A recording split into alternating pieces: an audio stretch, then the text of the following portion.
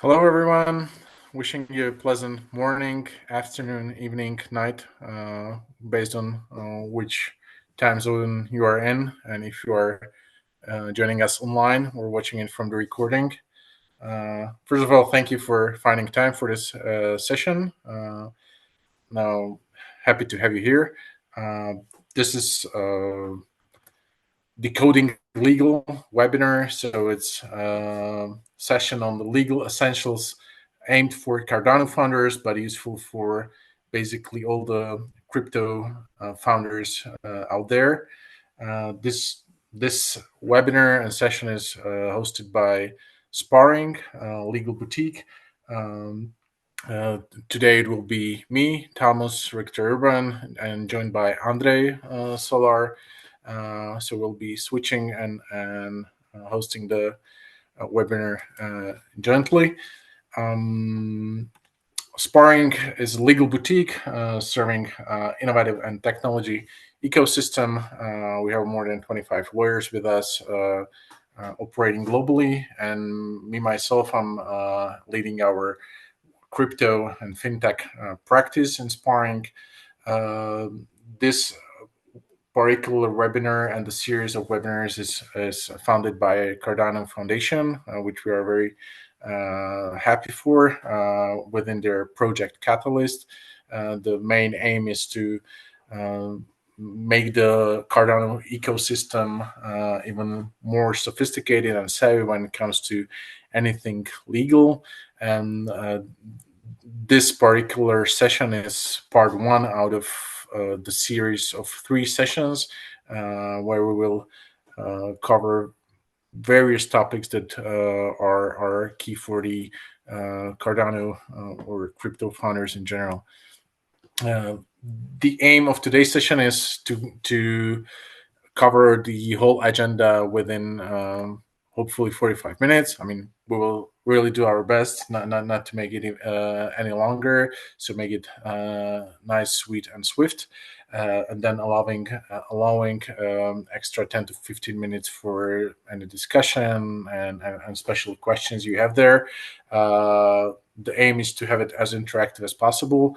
We understand many people will watch online from the recording, so it's slightly more difficult to be interactive on that part. But those who are attending online, feel free to jump in with any questions you have, either by really unmuting yourself, asking the question, or dropping your question in the chat. We will try to answer all of your questions, either along the way as we are discussing various topics, or at the end of the session within the Q&A part. Let's go to the agenda, which we will try to cover within 45 minutes plus 15 minutes. The main point of this part one today is to cover basically two main topics. The first one is establishing a company and everything included. So we will cover why is it important to have a company, what are the benefits, how to choose the right jurisdiction for your crypto startup, how to pick the right legal structure, what are the cons and pros, and also touching on the topic of challenges, and also offering some solutions when it comes to an interaction with the traditional banking, which is very often and almost always inevitable. And the second part then will be on the licensing and regulatory topic. Very brief overview of the landscape, how the regulatory framework works, what are the usual licensing challenges and requirements, how to tackle them. Then slightly touching on the AML KYC compliance, which means anti-money laundering and I know your customer rules. And then also, again, high level touching on the tax implications for crypto startups, so you have some sort of basic idea of what are the key challenges and how to address them. And then we will get to the wrap up, final thoughts, and of course Q&A session. Right. So let's let's dive into the first one. So, establishing a company, and why is it a good idea to establish a company in the first place when you are launching your crypto startup? Why incorporation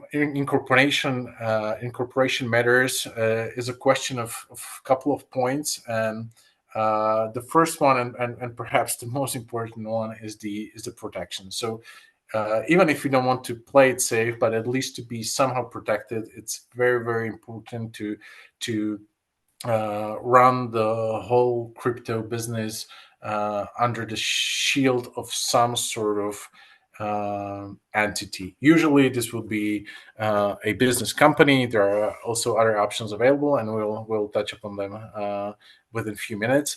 But the liability shielding is extremely important, and I'm happy to tell you to explain more why is it so. Basically, if you are operating any crypto startup or business without having it under the shield of an established entity, you are basically exposing yourself personally as individuals to all the liability. Because if anything goes wrong, or if the regulators try to touch someone, impose a fine, or even more serious measures, they always need to address a particular either individual or entity who is responsible and liable for the operations of such a crypto business. And if there's no entity, they will surely try to touch the individuals. On the other hand, this is why all the system of companies was invented, is to sort of offer protection and shield to those who are running any risky activity, and business in general is always a risky activity. Crypto business implies even higher level of risk, but this is why companies, entities exist in the first place, and they can serve, especially if structured if structured well, as a great shield against any liability. So basically, what you are trying to establish is that if you have individuals on the top who are founders and then also the key people behind the whole crypto business, you want to have them sort of shielded by the company. So if there's any liability, it stops with the company. So the company has the treasury, it has the liability that stays with the company. So that's the first and perhaps the most important point. And then you have the other ones, and they are not only nice to have, they are important too. But the liability shielding is for sure the most important one. Also, so let's also discuss the other ones. It's the investor confidence. So usually, if you are raising funds from external investors, so you are not just bootstrapping, but you're raising funds externally.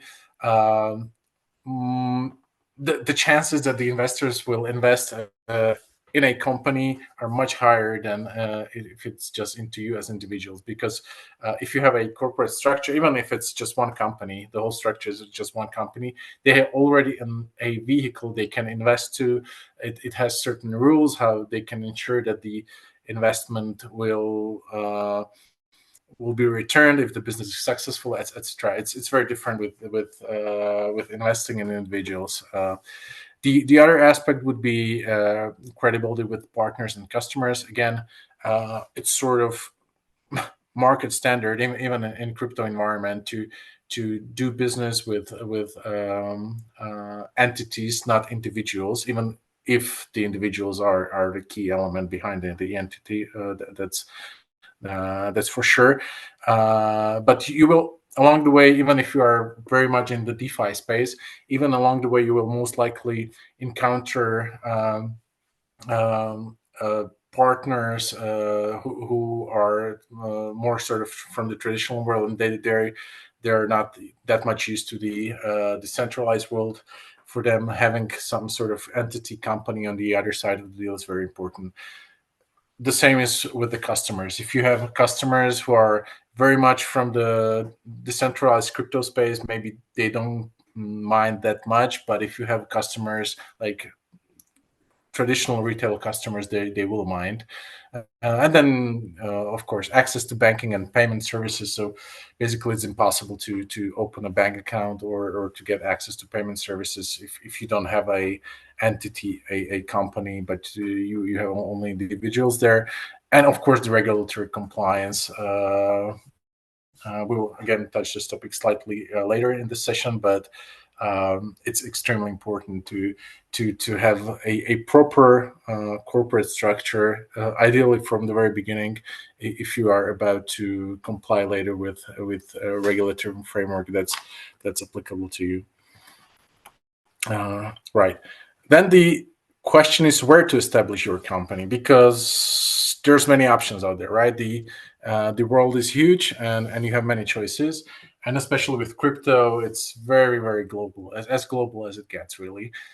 So you have a lot of options where to establish, and this is something we are basically advising our clients almost on daily basis, because this is something almost every crypto business faces, this very elemental question, where to incorporate. And there's a couple of criteria. It's very important to say that perhaps there's no one size fits all solution. So there's no ideal jurisdiction where you should set up, and it will have all the pros and it will address all the cons. It doesn't work like that. So usually it's really a game of identifying your priorities when it comes to what's really important, what's less important, what's not important, of the key criteria, and then sort of making this balance and finding a jurisdiction that matches your particular balance best. The key criteria are usually the target market and the team. So understanding whether you are targeting the whole world or whether you are targeting just the US market or European market or Middle East or Asia or particular country, just Switzerland or just Nigeria. That's very important to understand in the first place. And also, where is your team based? If you have a global team, it's very different compared to let's say to have a team in just one country. Let's be it Canada. So it's one of the criteria that's worth considering. Then the other criteria is the whole crypto friendliness of regulations, but also the infrastructure. So again, you want to perhaps incorporate in a country that's crypto friendly. And crypto friendly, it has many shades of gray. For some businesses, crypto friendly means no regulation. For some businesses, crypto friendly means some predictability, even if it's within a regulatory framework. So again, it's important to identify where you are on the scale and identify the priority correctly. Also, the infrastructure. So if you are about to serve traditional customers, and you will need all the infrastructure that's out there, like banks, perhaps auditors, accountants, etc. Not in every country you can find this when it comes to crypto business. So it's one of the elements you want to consider. If you are about to serve more of decentralized world and customers or users, perhaps this is not as important for you. Then the whole licensing requirements, again, for some businesses, it's important to avoid the licensing requirement because it's a huge barrier for the entrance to the market. But for other businesses, it may be very beneficial to have some sort of license and to adhere, and they're happy to adhere to the licensing requirements, even if it means higher costs and more time being spent on achieving such a license. Then tax treatment. Again, we will touch upon this slightly later today. So just understanding what's the tax environment in your particular jurisdiction and how important is the tax criteria for you. Then banking access. Again, more important for centralized crypto businesses, slightly less important, but you still cannot ignore it completely for the DeFi businesses, and then the political and economic stability, and also predictability. So some sort of predictability of how the environment will evolve and where it will go. So and this one is perhaps self-explanatory, but still very important. And here's just a very like sort of glimpse on what are the popular jurisdictions. You will for sure not find all the popular jurisdictions for crypto startups that are out there, but usually it would be Switzerland. In Europe, in the European Union, it's quite often Estonia, even Lithuania. Now a lot of businesses are in the Czech Republic, Germany, France, you name it. Outside of Europe, in the Middle East, it's United Arab Emirates. Especially, we see Dubai trade free zones being quite popular lately with the crypto businesses for a number of reasons. In Asia, it's mostly Singapore and Hong Kong. Then North America, United States. Obviously, because you get access to a huge market, which you don't see there in this table, but it's also quite often and popular are the offshore jurisdictions. So a lot of crypto businesses would opt for offshore jurisdictions. Number of islands such as Cayman Islands, British Virgin Islands, Marshall Islands, which is the actually interesting jurisdiction which introduced its own legal framework for DAOs, the decentralized autonomous organizations. Panama is quite popular recently. So number of offshore jurisdictions as well. Again, it has pros and cons. If it's something that's if it's an issue that you are tackling right now, we developed our own tool, calling ourselves Legal Boutique and Innovators. We are trying to develop also legal tools. This one is called Incorporation. It's for free. Feel free to check it out on the incorporation.io. It's basically a country finder for crypto businesses, so you can check in your priorities, what's your business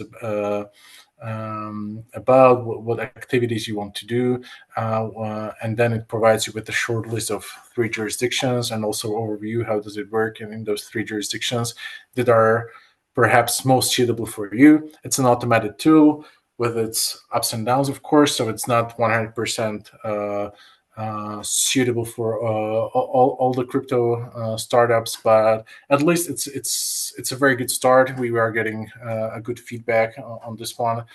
It's out there for some time already, so feel free to check it out. All right, and then there's a question of what type of company should you establish, and I'm happy to hand over to Andrej. Hi, Thomas. Thank you very much. I didn't even have time to introduce myself actually, because like your flow is unstoppable. Good job on that one. I'm Andrej. I'm a colleague of Thomas. We are doing crypto advisory and have a lot of very lovely clients certainly. And now my part. So, what type of company should you establish? That is actually one of the first questions and strategic decisions of any project, as each type of entity serves some different purpose, and it's depending on your goals, whether you are fundraising or you are searching a higher liability protection and it solves governance, or whether you are in decentralized business. In that case, you would seek other corporate setup. So the first one for us, if you may skip a slide, Thomas, is the first one is the corporation. In US, it's the C Corp. In Anglo-Saxon regions, it's the LTD, or the German versions, that is AG, Aktiengesellschaft. And so this is the classic startup structure used by traditional tech or crypto companies, including most VC-backed startups. It offers the limitation of liability that is so important each of the companies, meaning the founders and shareholders aren't personally responsible for their debts. The corporation is one of the most investor-friendly structure, especially if you're raising venture capital, because the VCs and investors are familiar with these Delaware C corps or the LTDs in UK or AGs in Switzerland and Germany. They are often there is also often a good and easy accessible infrastructure to set up these companies. It's nowadays not as expensive as it used to be in the past, so it's quite cheap as well. It's a little more expensive usually for running than the LLC or the GmbH in German countries. Whereas these companies usually issue stocks, and it's just easy for a new investor coming in to be issued a new series round of new stocks, and the infrastructure there is really smooth, so you can easily onboard an investor. The second company family is the LLC, the Limited Liability Company, or the Gesellschaft mit begrenzter Handlung, very German words. And these are more flexible in general and cheaper forms of companies. They are usually a good fit for smaller teams, bootstrap projects, or service providers, where you get, again, limited liability for the founders or shareholders or even the executives in some part. And it also it also offers some simplified tax regimes in some countries. It's dependent on where you want to be established. And it also comes with fewer corporate formalities when you are setting up such business and even when you do some changes. However, investors, especially in the US and EU, may prefer corporations because for easier investment and funding structuring and an easier management of tax related issues that comes with the corporation.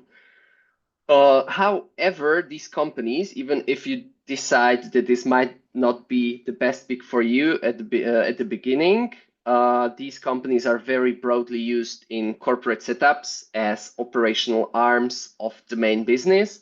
And this is, which I will talk about later, also very much related to opening bank accounts and to not only open them, but to keep them operational.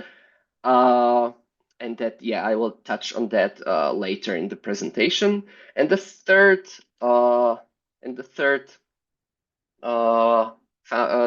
setup is the foundation and DAO model, and that is the reason in most jurisdictions the DAO is not recognized as a legal entity. It leads into some sort of collective responsibility of the community, and it lacks the limitation of liability part. So the DAOs use or opt to set up a legal wrapper, in which case the foundation comes as a very good and broadly used body to be set up, which law recognizes and which connect along with the DAO, which sets some basic principles on governance and treasury management. And the foundation is like the legal entity that can close the contracts in like real world. And yeah, basically the legal wrapper, you've probably heard of it. So that's it, Thomas. You can go on. Yep, thank you. Then I'll just briefly mention that when it comes to the corporate structure and what type of company you want to have, one of the things you want to also consider is the token issuance. So if token issuance is something that you are about to do, it has certain implications also on the corporate structure you are about to design or have.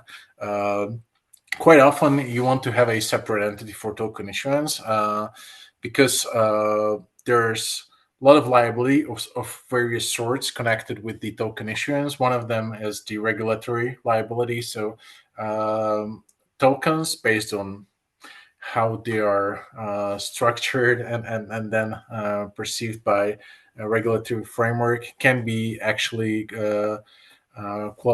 qualified as security, and then you need to comply with the all the securities regulatory framework. Also, it makes sense regarding the like business and commercial liability to consider having a separate vehicle for token issuance, and it's also, especially if you're launching your tokens via any exchanges, be it centralized, decentralized exchanges. It's quite often also a requirement of the exchanges that the token issuance is from a certain type of vehicle, and it doesn't have to be the best vehicle really for your business. So you want to maybe have your business operated from one corporate entity, one vehicle, and the token being issued from different vehicle. And this, of course, need to be somehow connected either between themselves, or you have a holding company on top of that. But it's one of the aspects you want to consider as well.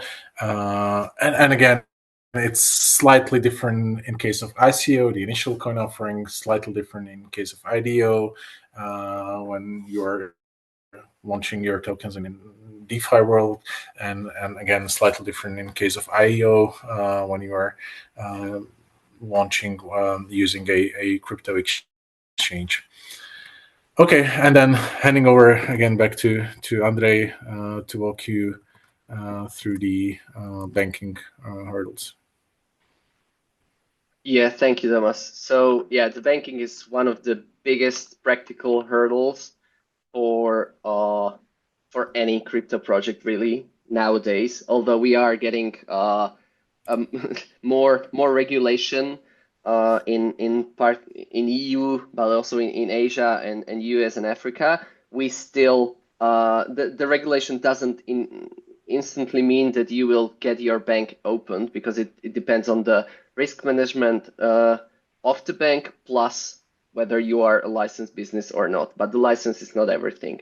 So at the beginning, it's usually about opening an account, but in mid-phase of your business, it's not only about opening it, but about maintaining it and having the continual access to financial infrastructure, not only without disruptions, but at least without any killing blows from the bank. And that is one of the common challenges. That is the debanking risk. So many crypto companies and client of ours, even fully legally compliant ones with licenses, have had their bank accounts shut down unexpectedly. This is often due to the bank's internal risk appetite. It doesn't have to be about any specific violation. You really, I want to stress out that you can be even fully compliant with the bank's terms, also with the legal regulations, and then still, in most cases, you only get a notification from the bank, like stating without stating any reason your account is being closed, and you can state other account where they can send all the funds, and like it is very unexpected usually. And even though you have the option to appeal, the resistance in this case is usually futile. So yeah, that's a very very problematic one for clients across the globe, actually. The second one is high compliance scrutiny. So even though we do with our clients the KYC and KYB processes, the source of funds questions and business models and the review of the business models, if your model touches custody, token issuance, or DeFi in any way, the scrutiny really goes up with any bank, even with the more crypto friendly ones. So I would advise here, like, be strategic in how you describe your business. Your careful consideration, you should carefully consider the right amounts of information that you provide to the bank, from which the bank will understand your business. But I would avoid like teasing the bank with or the bank's compliance teams with anything that is unnecessary for the bank to open the account. It means that you should be really transparent in the main business operations, but you don't have to like overdo the applications and like state the things that the bank may flag as risky. So and the good rule of thumb is to try to imagine that you are a conservative bank compliance clerk and you should tailor your business plan for the purposes of onboarding with the banks to this person and like make it tailored fit so that the person can and wants to accept your project and open the bank account.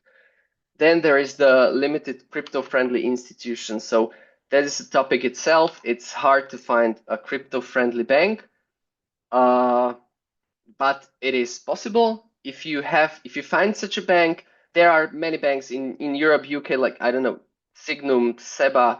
There is like Grasshopper Bank, Mercury in US. Then there's DBS or Zappo in Asia, and there are many like crypto-friendly banks.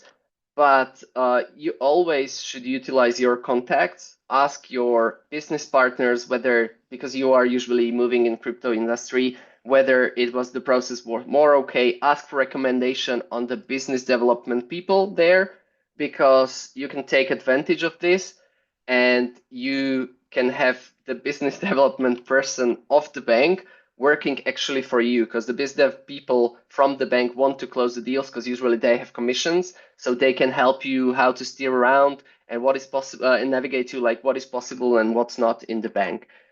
And you should always that's the to this part, and you should always have in the back of your head that the onboarding with crypto businesses usually take times, because it flags the risk, some risk checkboxes for the bank, so they usually take their time, and you should always be aware of the longer onboarding times than with the traditional banking. And so the possible solutions for this is to have a clear business model and compliance plan, have it prepared beforehand, because it is never enough to have one bank account only. You should always be constantly onboarding new banks, because it is really possible that when you start your business, you start to pay out your developers. It is usually okay in that at the beginning, but then once you start to touch more and more crypto projects, you do some kind of investing, you get a grant or some bigger funds, then the bank starts to investigate and they say like, whoa, this is really like deep crypto stuff, and you should be prepared for all of this beforehand. So you should have your clear business model, have a one pager or deck that really readily explains like what your product does, who are your users, how you make money, and whether you handle AML, KYC procedures if it's applicable for you. Then the second tip is use specialized banks. As I mentioned, it doesn't necessarily mean that they will not ask the hard questions, but at least they might speak your language in this regard. So they are more open. They have many clients from the crypto industry. So it is not like when you take some conservative bank group and you just touch something with crypto and it's immediately a problem. So these neobanks usually have more understanding for us. The multi-banking I already touched a bit, and it's really important that not to be satisfied with only having one bank account, because it may really close at any time. You should always have like it depends on the size of your business, but you should always have some onboardings open, because the onboarding takes a lot of time, and the closure of the bank account usually takes just one notice that you receive, and they don't let you move the money just to your like next open bank for using. And then the fourth advice would be to work with compliance consultants early, because they can also help you fine tune or refine the business model of yours, so that it might be more acceptable for the bank, and that you also have some track record that you are a legitimate business, and the whole onboarding process can run much smoother. And go to the next slide, please. Okay. Yeah, this one's mine again, I guess. It's the licensing and regulation part. Very favorite one of all the crypto businesses. I mean, of course, it's perhaps not a surprise for anyone involved in crypto anymore that crypto is subject to some level of regulation, and some level of regulatory framework applies, and it depends on a number of things, of course. First one, it's what type of activity or business is the crypto project about, and the second one is in which country you are either incorporated or active. Active meaning which country you are, for example, targeting or with your marketing, or which country you are onboarding users from, etc. So these are the key elements on identifying what sort of regulatory framework will apply to your crypto project. Usually, the useful questions are those listed on this slide. So, if you are, for example, holding customer funds, or if you are involved in crypto fiat exchange, or if you are operating a wallet, especially if it's a custodial wallet, or if you are running a different type of custodial service, you are very likely to fall within some sort of regulatory framework. And surely, depending on really details of the particular project, details and mechanics of the particular service. So it's a sort of cliche for all the regulatory legal specialists, but really the devil is in the detail. And sometimes you can escape the regulation even if you are taking few of the characteristics of a particular service, but not all of them. So then perhaps you can escape or be subject to a lighter regulation, but sometimes not. And again, it's very challenging to give a overview of all the regulatory frameworks applicable globally, but from, let's say, the major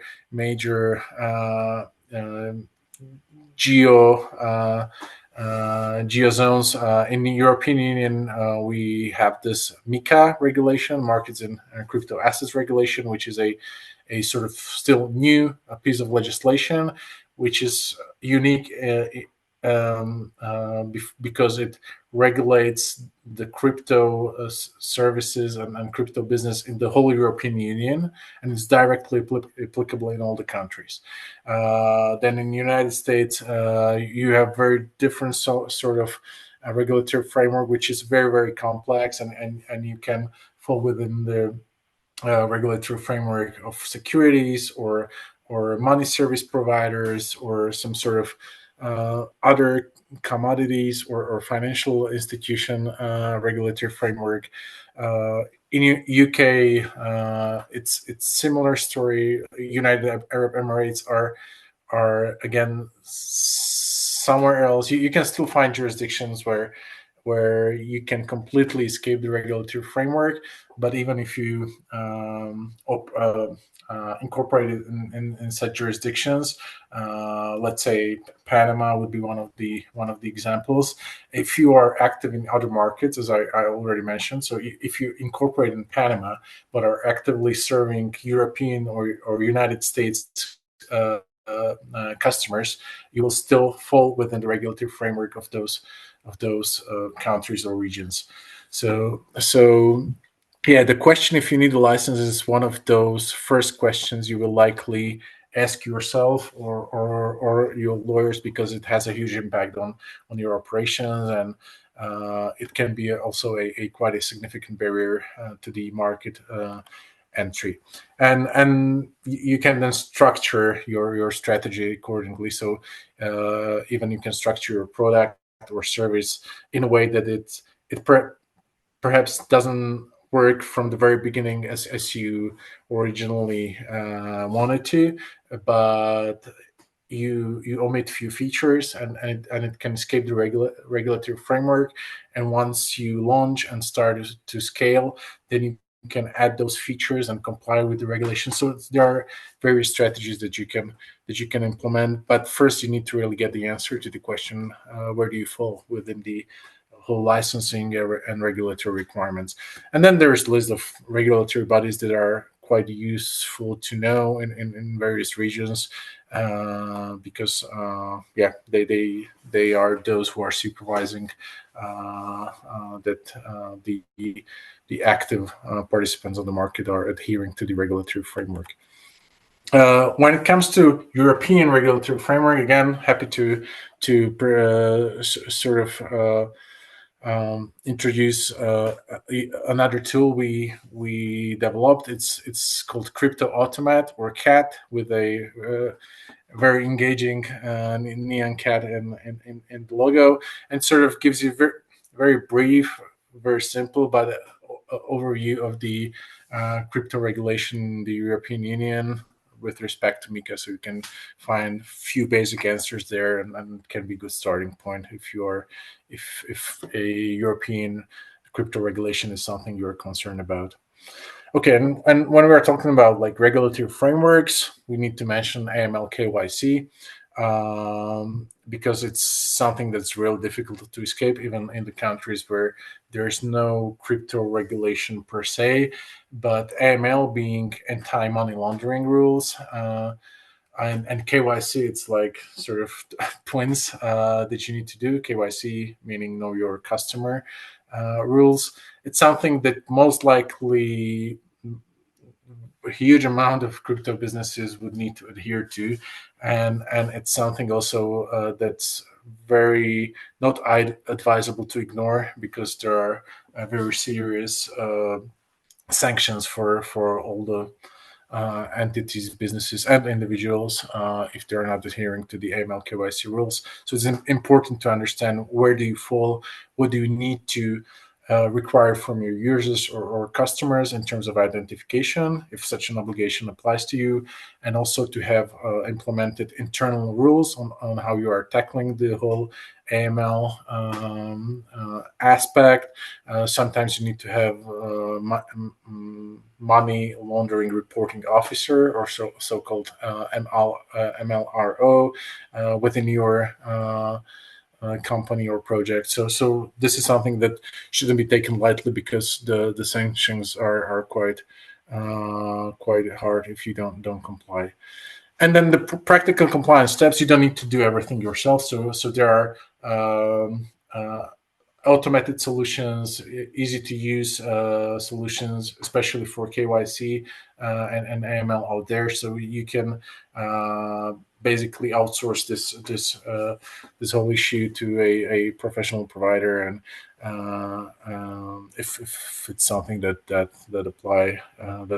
applies to your project. Of course, usually especially if you're a startup, you would outsource this to a KYC provider. You perhaps monitor transactions, or again, this can be outsourced, and you need to maintain the records and reporting of any incidents. And again, this is sort of jurisdiction to jurisdiction. The requirements may slightly change, but the basics are more or less the same. Okay, and then we are going to the tax environment considerations, and then we'll wrap it up.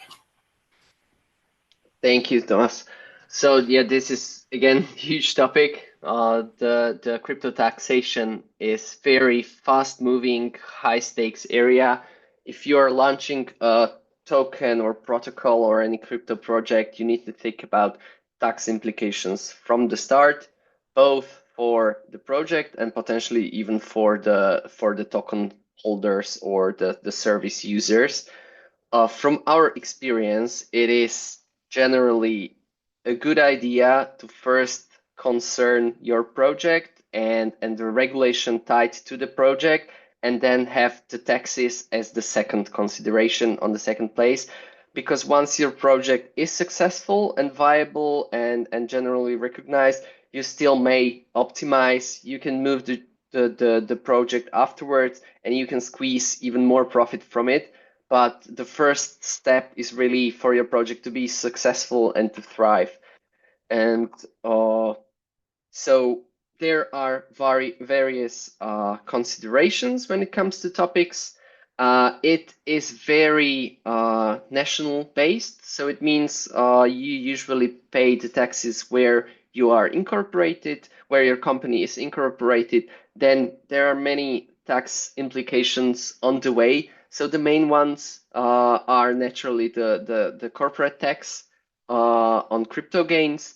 Then you should watch for VAT implications, which again varies from the project. Even if you have one, you think of yourself as providing one service, you actually can have various VAT implications of parts thereof. Then you should consider separately airdrops and staking rewards, which again have very different tax regimes, even in one jurisdiction.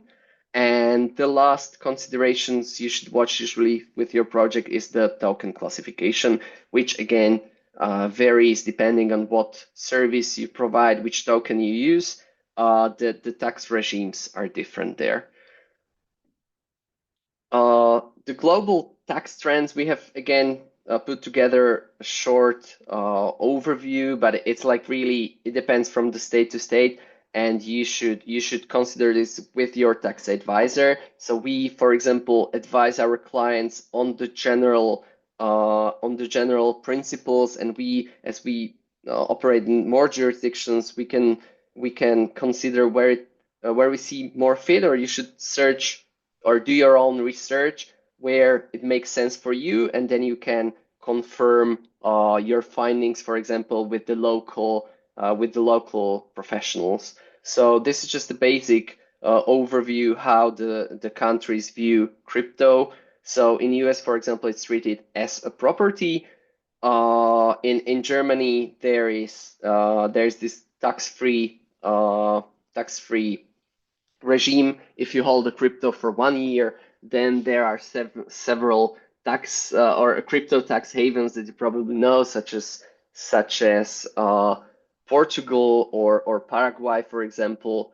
Then another regime again in Singapore, where there's no capital gain tax, for example, and in UK for it's the countries that are usual for businesses. So that's why we included these, but it depends really where you want to incorporate. But in UK, for example, again, capital tax is applied. And the practical advice here would be, after you decide where you want to be incorporated and it makes some kind of tax optimization sense to you, you should always seek for crypto savvy accountants, because the first thing you usually touch is your own research when you are doing taxation, and you count your taxes, how much you will pay, and you try to decide where you will incorporate. But then the second layer is actually documenting everything and proving your revenues. And you should always seek the crypto savvy accountants, because usually the basic accountants will not be interested in running the bookkeeping with crypto firms, because it's usually too complicated for them. They don't understand it. But they are now many countries with crypto savvy accountants, so you can find these in many jurisdictions. You should always document every transaction for your own purposes, because we have a client, for example, and they did this, and after a few years they decided to get an audit, and the firm wanted to do audit even for themselves, to take them as a client even from the previous years. So it was very helpful that they documented every transaction from the past as well. So you should do this from the very beginning, because otherwise you in crypto industry, where there's usually a lot of trades going on, you usually it's hard for clients to do this, to like backtrack the accounting information. So you should document your every transaction from the very beginning. And next advice, naturally consider entity structuring for tax optimization, but it comes across whole businesses. And the planning of the whole business, it should be somewhere in your mind to have taxes and consider these. And then the last one is plan ahead for your token events, airdrop and launch, where you should previously consider whether it makes sense in the country where you are doing it, and how to structure it so that it fits the regulations, a tax regulation of that particular country, so that you are not surprised that there will be some, I don't know, the usual, one of the usual stuff is that you don't know when you are doing airdrop or some token launch event, who is your counterparty. So it is problematic, for example, in some jurisdictions where they imply, I don't know, 10% VAT for the trades in the country, some 13% or 15% for the when the trade is between you and some foreign entity. And if you don't know your counterparty, there is like flat 35% VAT, for example, and it might come to. We had this project previously in Switzerland, for example, that was really considering this heavily. So it is another thing to consider. Thomas, handing the word over to you. Okay, fantastic. Thank you. I think we successfully covered all the topics we wanted to, so it's time to wrap up. Perhaps the key takeaways from today's session, part 1 out of 3, should be that you should incorporate really early and smartly. So basically, it's never too soon to incorporate, to protect yourselves, the founders, the key people behind the project, and to incorporate them and basically have this liability shield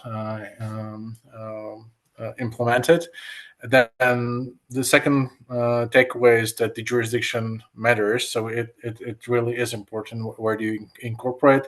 It's not something that cannot be changed later. It can be, but again, it's smart to sort of plan it ahead. So incorporate in a way that allows you even later change. And then the change may be for different reasons. It can be for regulatory reasons.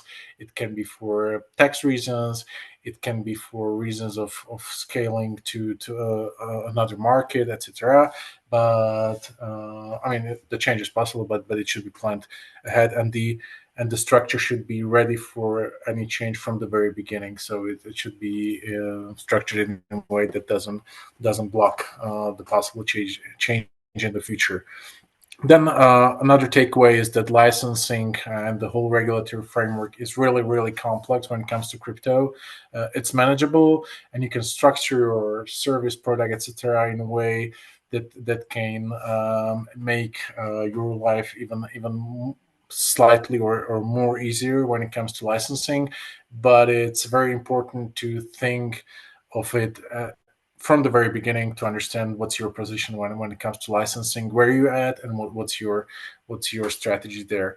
The same goes for AML and KYC. From the very beginning of providing the service or offering the product, you should have a clear position on where do you fall when it comes to AML and KYC requirements, because if they are applicable to your activity, then for sure you need to comply, and non-compliance is really severely punished. Basically, around the globe, there are very, very few jurisdictions that would basically not have any sort of AML and KYC rules implemented. And the last one is that the tax compliance, again, is critical from day one. So it's not possible just to ignore this topic. Again, as Andrej mentioned, it's sort of smart to give it a proper priority. So it doesn't have to be a number one priority, really. If you are launching your product, you have a MVP, or you're just about to onboard your first customers to get your first revenue, perhaps tax optimization is not something you really need to worry about, and can be something that you can tackle later once you get revenues, profits, and everything.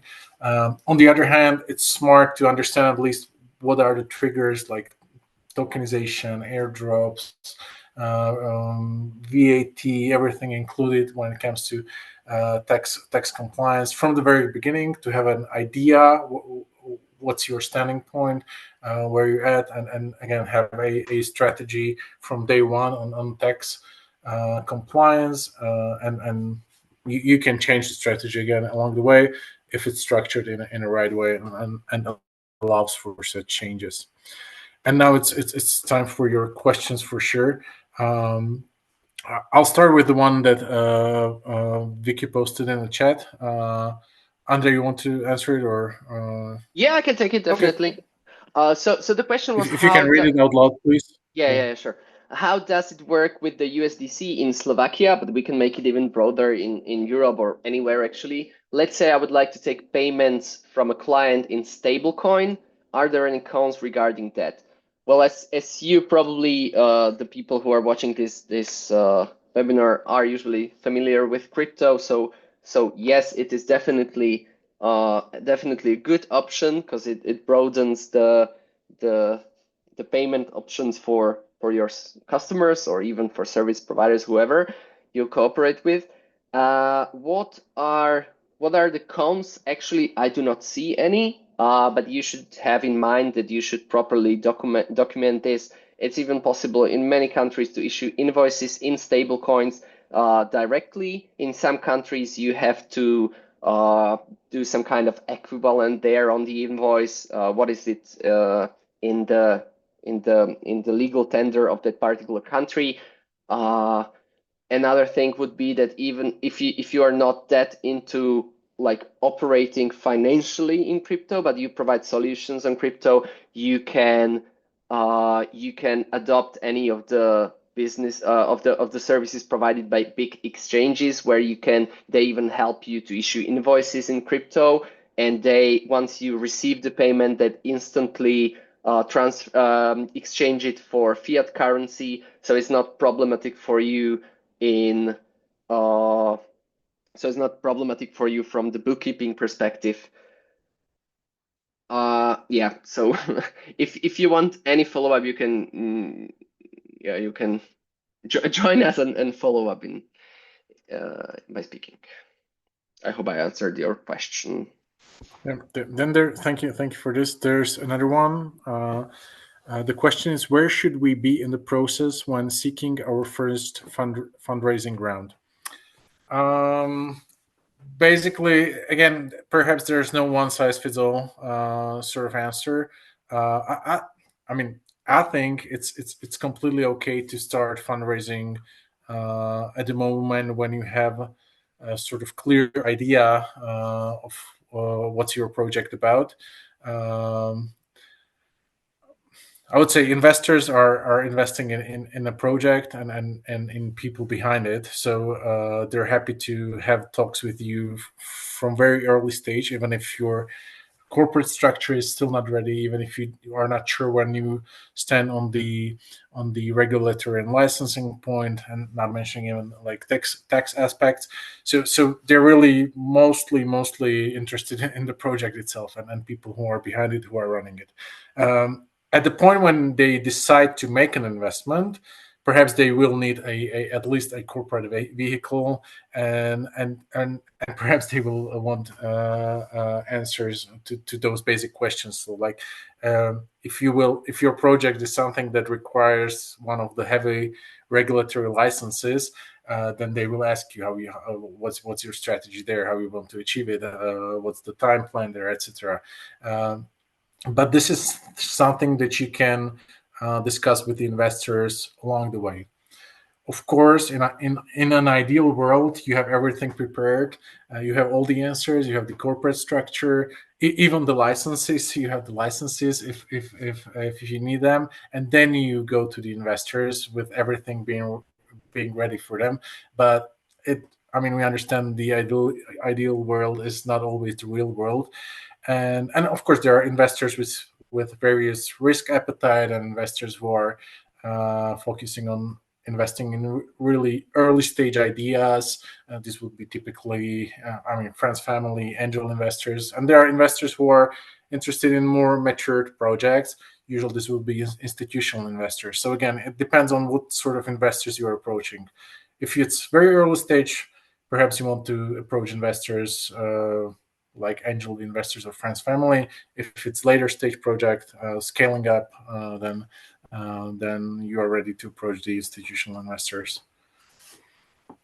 Maybe I Okay. would just add to this, and that's the part that usually you are not getting investors if you are one in the company and the sole founder, but there are more people, so you should have your relationships with your co-founder or with the people in your company somehow resolved. So when an investor comes, for example, and you have, I don't know, 3 people as a contractors, you should have the proper transfer of IP from the contractors to your company, because once you will get an investment, there will definitely be lawyers involved, and lawyers want to see like not only the idea, but they want to see on paper that you own everything that you proclaim that you own. Sure, and actually, we are addressing all these topics in our next sessions. So actually, this is the plan for part 2 of this webinar series, when we will address the founders relations and everything included in there, and taking an investment and then fundraising for crypto projects. So this is something we are going to cover in 2 weeks, and all of you who subscribe to this session will receive an invitation to our part 2 session, and those who are watching from the recording, then please also find the part 2 of this webinar series. And then in part 3 we are going to cover topics of how to launch your product when it comes to legal aspects. So what do you need, what sort of documentation, what sort of paperwork, and also we'll discuss different crypto startup specifics, because as you know, there is a huge difference between a DAO, let's say, and a NFT marketplace. There's a huge difference between a tokenization platform and, let's say, decentralized exchange. And all those various projects, various businesses, they have their specifics, and we're happy to discuss those. But let's see if we have any more questions. Feel free to even raise your hand or unmute yourselves and ask live. In the meantime, We have one more question, and that is, if you are awarded a crypto grant, such as Project Catalyst grant, what is the best way to proceed in terms of taxation? So basically, once you receive the grant, you are already in a position where you probably cannot move somewhere else to do some optimization. So you have to tax it in a way that you currently are incorporated. But we are discussing this internally as well, as it is our first grant that we received for this webinar series. And so the Project Catalysts have their own terms and conditions under which you receive the grant. So you somehow close a contract with them by receiving the funds and submitting the proposals. And so it depends from your state tax laws how to tax it actually. But for example, in some countries, and as I understood it from the communication with Project Catalyst, they are open to receive an invoice from you on on the entity they are operating. So you should reach out to them if you, or first reach out to your accountants whether they can put it in the books as a grant, and whether you should invoice them, because they will ask for some kind of proof that the contract is concluded. So this comes from their terms and conditions, and the invoice for it, either you can just have the transaction there, put there, if the accountants from your jurisdiction are okay with it. So not definitive answer, I'm sorry for this one, but you must consult your professionals from your country. Okay.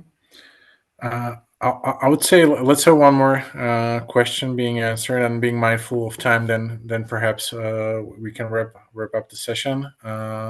And as this is only part of 1 out of 3, there will be room for any more questions that even you cannot think of right now later. So the next session is in 2 weeks. So feel free to join and ask even there.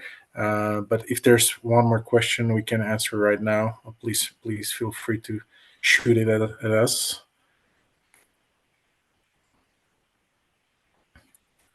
Okay, it seems there's none.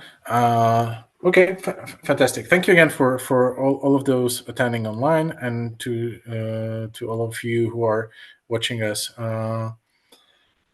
from the recording. Yes, there's one more question actually asking about the recording. So yes, there will be a recording, and we'll share it. So all the participants who subscribe to this session will receive an email with the link to the recording, and also with a feedback sort of questionnaire. Please, if you have a minute or two, fill it in. It's very helpful for us. The whole idea of having this webinars is to sort of bring some legal know-how we have to the Cardano ecosystem, to answer the questions, and especially cover the topics that are interesting for you, and that will help you to build on Cardano. So any feedback is very useful for us, and we can then structure the next session accordingly as well.